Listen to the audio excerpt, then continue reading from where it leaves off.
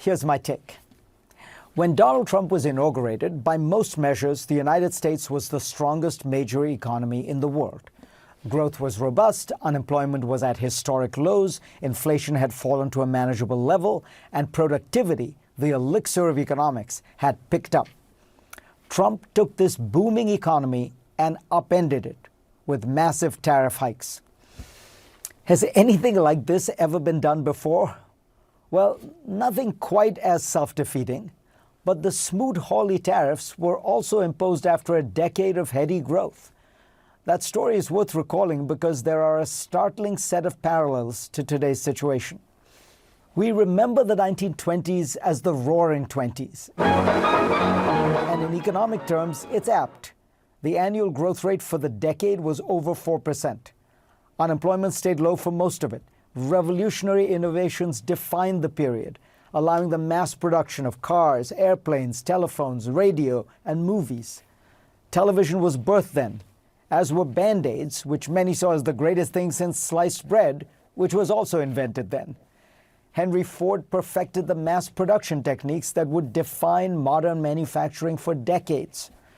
Just as the 1990s and 2000s were celebrated for creating a new economy, that was the feeling about the 1920s. But there was another story about the 20s, about the hollowing out of a core American industry, of jobs being shipped abroad, and the loss of the soul of the country.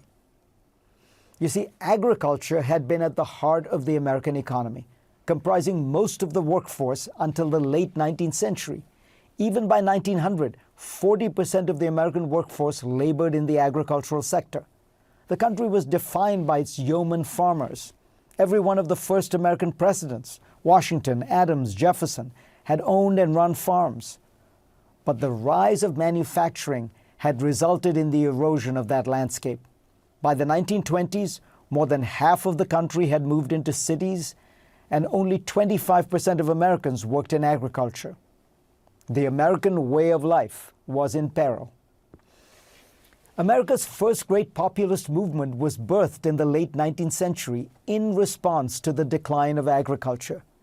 It briefly captured the Democratic Party with the fiery populist orator William Jennings Bryan becoming the nominee of the Democratic Party 3 times. By the 1920s, the movement had weakened and moved into parts of both the Democratic and Republican parties. It gained ground as farming got hit hard during that decade. You see, after the boom years of World War I, when America had fed a Europe at war, there was a sharp drop in demand once Europe's farms returned to production. The Republican establishment was opposed to subsidies to benefit agriculture. Calvin Coolidge vetoed measures helping farmers when he was president in the 1920s. But by 1930, in the wake of the 1929 stock market crash and economic slowdown, congressional Republicans from farm states were adamant farmers needed support. They allied with legislators who wanted to protect American industry and produced what they might have described as one big, beautiful bill that raised tariffs substantially on a variety of products, industrial and agricultural.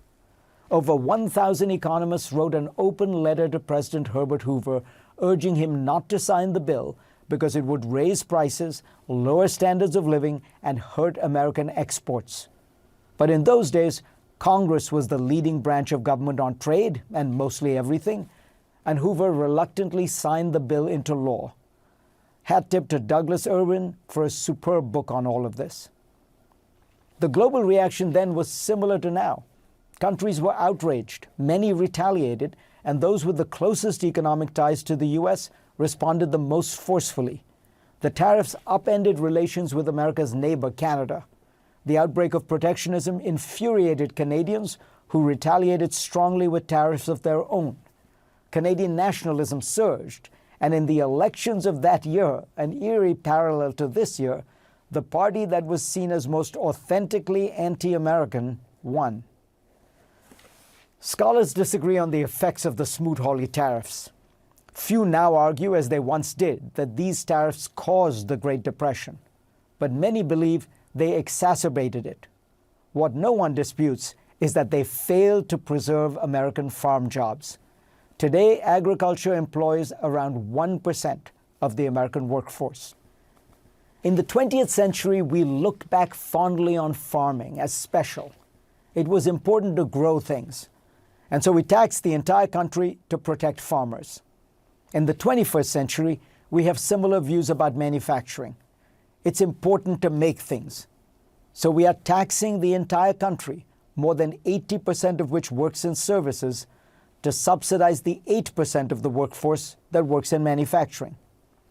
It is fundamentally a politics of nostalgia, looking fearfully at the past, not confidently at the future.